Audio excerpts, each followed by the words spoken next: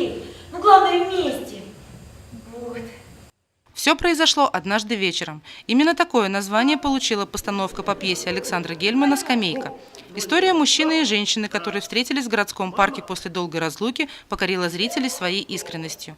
Вера – контролер номер 9 на местной трикотажной фабрике. Когда-то она успела родить сына, но женское одиночество много лет гложет душу и каждый вечер выгоняет в парк искать свою судьбу. В итоге она встретила обманщика, который представился командировочным. Юрий, он же Леша, он же Федор Кузьмич, бежит из дому от жены искать новых впечатлений. Вся его жизнь как клубок проблем, который закручивается плотнее. То ли сами герои во всем виноваты, то ли обстоятельства так сложились, неизвестно. Кто-то в зале узнает свою историю, а герои, меж тем пережив бурю страстей, стали близкими людьми, которых парадоксально объединило одиночество.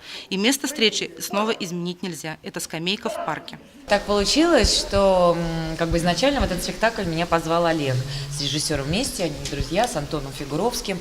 Они замутили эту авантюру, позвали меня, говорю, ну ладно, давайте, может быть, что-то получится. Но, тем не менее, мне кажется, получился очень отличный спектакль, и я считаю, что это лучшая работа театральной своей. Здесь есть что поиграть, и мне очень нравится, что здесь можно отдать душу. Зрительный зал, затаив дыхание, наблюдал историю двух людей, чьи отношения начались со лжи, а закончились откровением. Театральные критики считают эту пьесу шедевром социально-бытовой драмы, которая в полной мере отразила кризис общественного сознания начала 80-х годов прошлого века. В спектакле отражены обворожительная романтика, напряженная интрига, а главное – богатейшая гамма чувств, от презрения до нежности, от страдания до наслаждения.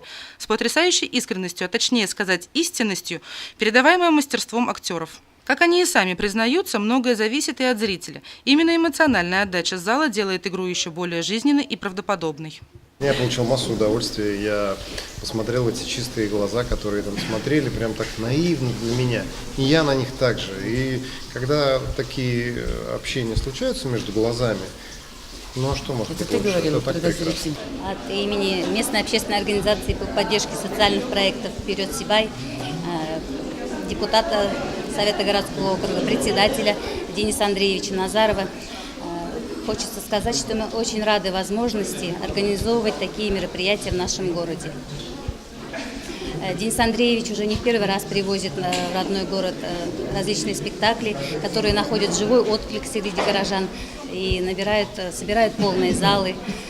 И хочется сказать, что такие мероприятия нужны и важны нашему городу. Тем более, что артисты встречают такой теплый прием зрителей.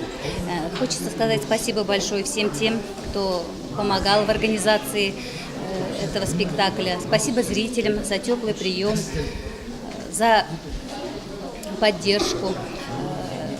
Необходимо отметить, что любые мероприятия, реализуемые в рамках программы «Вперед Сибай», встречают отклик наших горожан. И все они реализуются благодаря активности и поддержке наших жителей. После окончания спектакля публика еще долго не отпускала артистов за кулисы. Герои лирической пьесы покинули сцену под продолжительные аплодисменты. Екатерина Марочкина, Айгуль Хамитова, Алик Кадыров, Гульгина Раскильдина, телекомпания СТВ.